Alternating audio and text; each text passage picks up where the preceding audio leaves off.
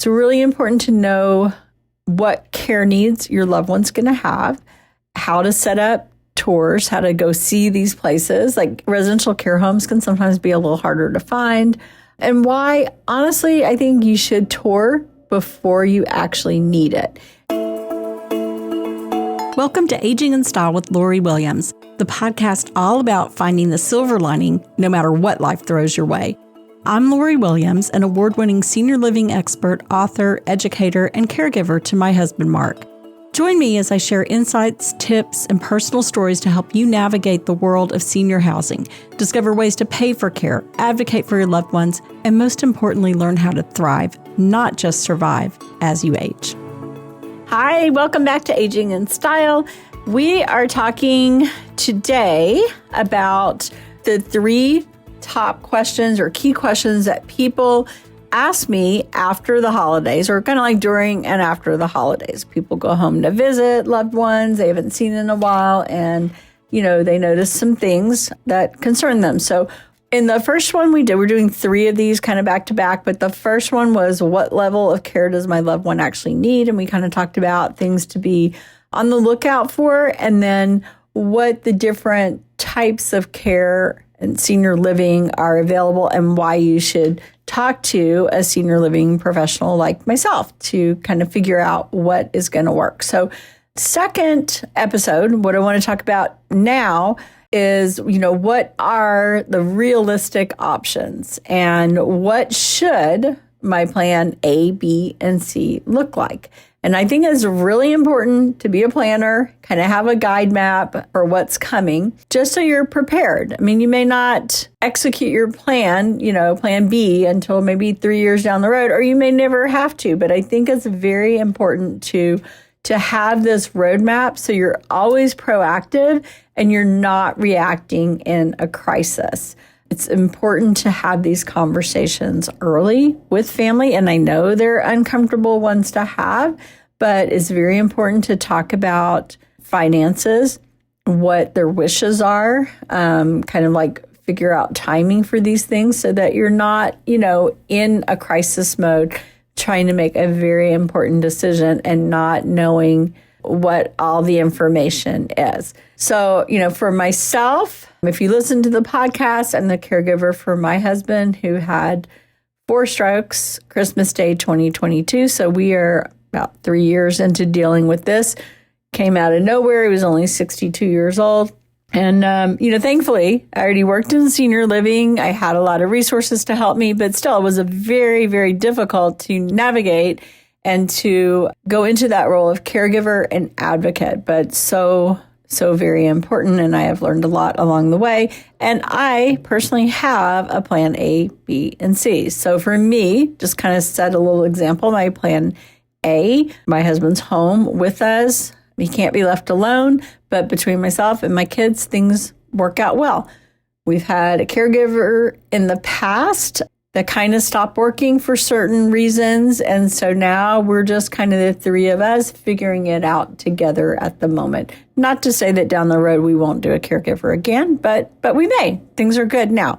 Plan B is, and for me, the point when it becomes that I can no longer take care of my husband would be if he is no longer able to get himself up out of a chair, get into his wheelchair, get to and from the bathroom.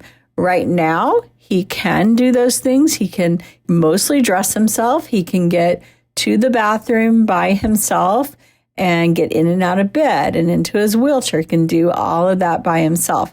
The problem would be if he could no longer do that, it would be unsafe because I'm 5'2". He's almost 6 feet tall. He's a big guy. I am not strong at all.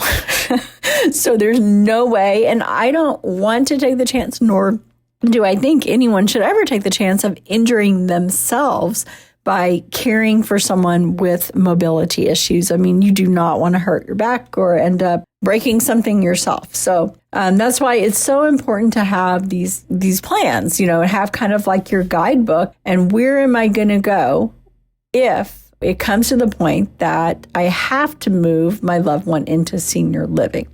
And that's where you have to look at some places, talk to an expert, and kind of figure out, because there's lots of options. I live in the Dallas-Fort Worth area, and I don't know how many. I'm going to say there's probably over 2,000 different options, probably more than that. And I mean, that's very, very overwhelming. So we talked before, usually most people want to stay home as long as possible. That's ideal. So we help you. That's the first thing on maybe that's your plan A. We're going to stay home. What do we have to do? And I mentioned this earlier, but in a little more detail, we're going to have home safety modifications like the grab bars in the bathroom, shower chair, things like that. Caregiver support, if necessary, hire a non-medical caregiver to come in and help. Make sure they have transportation, that they have some kind of plan, that they're taking their medication properly. There's all kinds of these really fancy pill boxes that alert you to take meds. So that is something you can do. And make sure, this is a very key component, that there is some socialization plans, because when people sit in their home and watch TV all day, they never have any visitors, they don't do well. And that's where we do see memory loss. We see dementia, because if you're just sitting there with no interaction, your poor little brain is rotting away. I hate to say it, but that's what's happening. So the question that comes up is, how on earth do we pay for this? And I did a podcast all about how do you pay for senior living. And we're going to have it linked in the show notes. So please go back and listen to that. But there's many ways that it's paid for. Obviously, Social Security, pension, we call those like private pay options, long-term care insurance, VA aid and attendance. There's some other good veterans programs out there. So I go into detail in the other podcast about all the different ways that you can pay for senior living. All right, so that's our plan A. And like I said, call that one sort of like the ideal one, because everyone wants to stay home, and I totally get that. But that's not always a possibility, so we have to have plan B, and that's going to go into effect when the needs of our loved one increase. So when staying home, this is kind of when you know it's time to go, when staying home becomes just unsafe or too stressful for the caregiver. And in my experience, people wait too long. And I saw this with my own mother and stepfather. They waited way too long, and it was really becoming very difficult on my mother, even with caregivers. And I've shared this before, but this happened earlier this year. We moved them into memory care for him, assisted living for my mom, and he lived about 2 months, and then he sadly passed away. But I think sometimes we wait too long, and I think that's human nature, because we're like, kind of like, is it really time? I don't want to pull the trigger before it's actually time because I want to stay home, or I don't want to spend the money. I get it. And that's, again, why it's good to talk to a senior living specialist who knows, who's been there, and can give you those answers, and maybe a little bit of tough love. You know what? I've needed tough love along this journey. And God bless my friend Carol. She has given me a couple of, those like pops across the face, like, girl, get it together. You need some help. So anyhow, when staying home becomes unsafe or too stressful, that's when we may be looking at, okay, it's time for assisted living, which we talked about a little more about that in the first episode I just did. But we also, in the show notes, have links to different podcasts that I've done that go into great detail about these different types of senior living communities. So assisted living, memory care, residential care home, those would be, potential next steps on your plan B.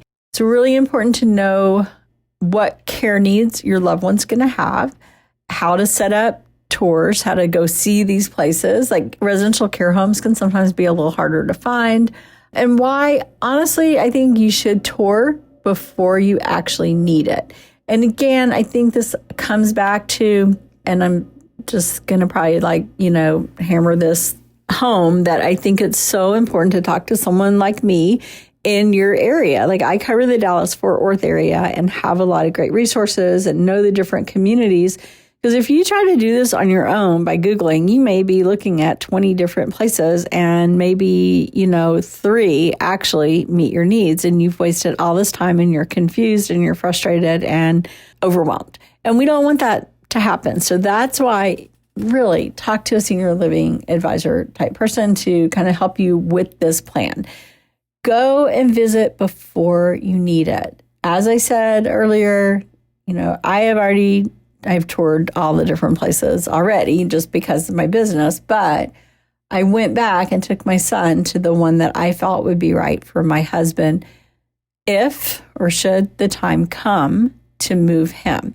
And so I know where he's going to go. Now, what we need to remember, a lot of these places can have waiting lists. So you need to, if you think this is going to happen in the next 6 months or so, go ahead, put yourself on a wait list. And if they call you and say, hey, we have a room ready, and you're like, I'm not ready yet, that's all you have to say. I'm not ready, but please continue keeping us on the list. Let us know the next one that comes available. Because the worst thing that can happen is you have a sudden turn and you have nowhere to go.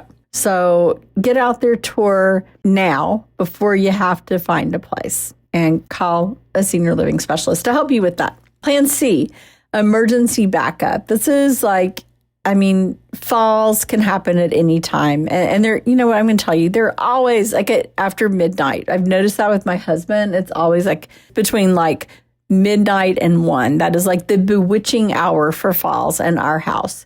And you have to call 911, right? So that all leads to a lot of caregiver burnout and a lot of trauma, I'm not going to lie. But it happens. So sometimes after a hospital stay, you can have them go to, in-hospital rehab. If they qualify for that, that's 3 hours a day of rehab, so it's pretty intense, or to skilled nursing rehab. And that is going to be covered by Medicare. Now, it could give you, a little time to figure out next steps, whether you're needing to bring more care in at home or you need to get them moved. But it buys you a little time, and it's getting them some rehab and hopefully getting them stronger. So just know that that is available. There's also respite stays that some of the assisted livings and memory cares will do. So that is always an option too. And then if you are in a predicament where you don't have a place to go, the place you want is maybe going to have an availability in a month or so, you can always, if you can afford it, bring in a caregiver 24/7 for a limited time. It's very expensive to have someone 24/7 in your home. And I will say in the Dallas area, I've had people tell me it was about $20,000 a month. And maybe you can afford that, but I cannot afford that. But sometimes if it's for a short period, maybe you can. But just know, again, I just want to go back and say, have your plan A, plan B, plan C, and know in advance. Don't leave this to, making your plan the day that something happens. Have the plan now. So write it down. You don't have to navigate this alone. And if you're in the Dallas-Fort Worth area, please contact me and my team. We are happy to help you put together a plan. If you're in another state, we can help you find someone that can help you as well. Okay, so our next part 3 of these key questions that we get is how to keep your loved ones safe this winter. And winter is one of the highest risk seasons for our older adults. So I think this is something we get asked this a lot, and I think it's very important to know this information. All right. Thanks for tuning in. As always, share this with your friends, family, neighbors, everyone. Subscribe, all the things. And you can always go to my website, LoriWilliams-seniorservices.com, where we have tons of great information for you. Okay. Part 3 coming soon.